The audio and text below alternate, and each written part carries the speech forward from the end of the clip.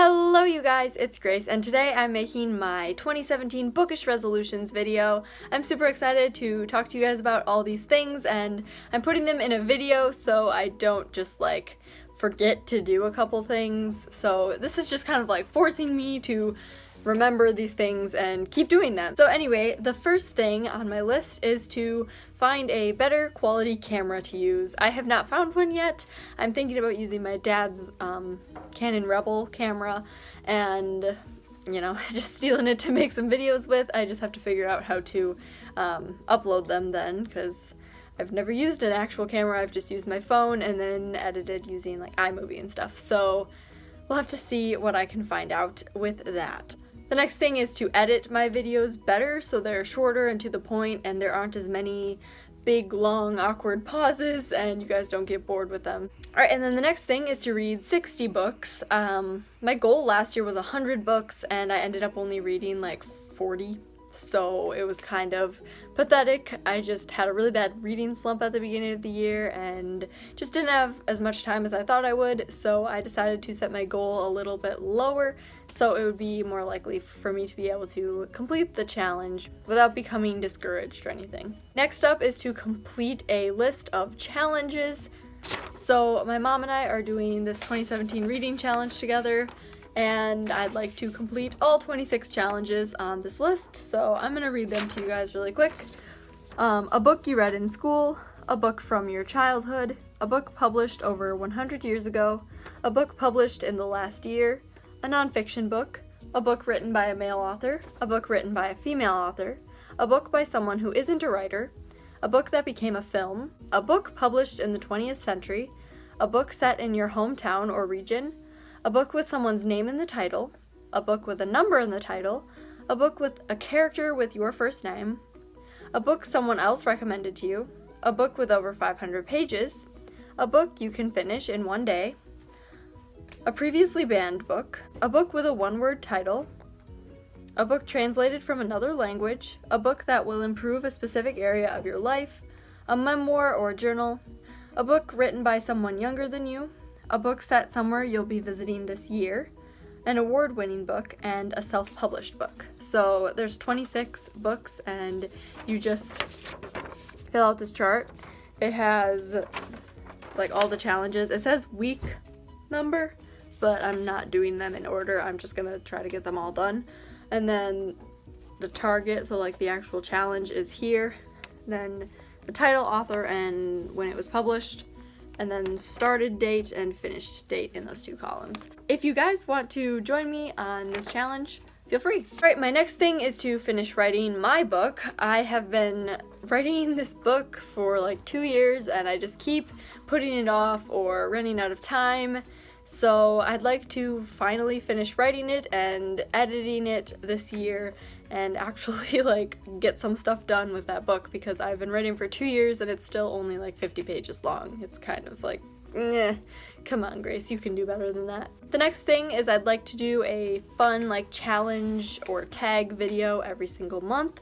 So my channel tends to mostly be TBRs, hauls, wrap-ups, and then the occasional book talk.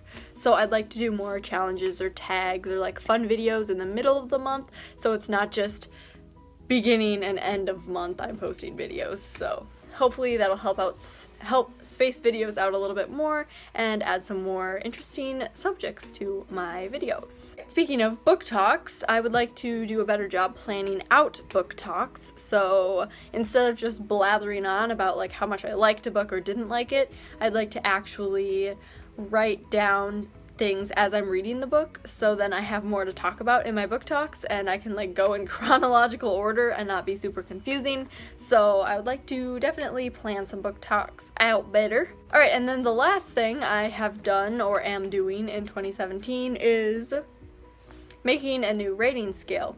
My books, I've found a lot of them I've been rating 4 or 5 stars, and I've realized hey, if I'm going to be rating every single book a 4 or 5 stars, how do I know which ones I liked more than the other ones? So my new rating scale helps me be a little bit more forceful with my rating, so I'm not rating every single book really high. I'm the type of person that feels bad if I rate a book below 3 stars, because I know how hard it is to write books. Like, it's just difficult. It takes a lot of work, so I feel bad giving authors hard work low ratings, because it's just, like, I feel like they deserve a high rating just for finishing their book.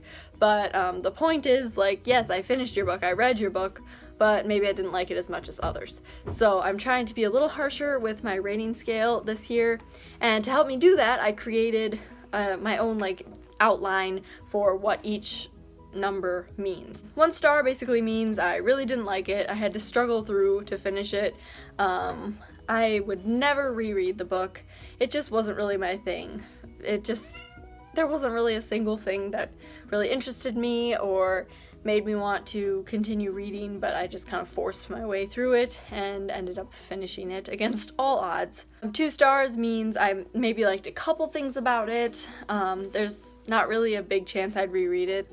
Like, if I had to, I might reread it, and it just, you know, wasn't really my big thing, but maybe there was like humor or something that maybe slightly amused me that helped me to at least finish it. 3 stars means it was a pretty good book. Like, I enjoyed it, but it wasn't like my favorite thing in the whole world. I liked a good portion of the book. I might reread it at some point. It's just, you know, kind of one of those like borderline, like, it was good. It wasn't bad. It wasn't like amazing, but it was like meh.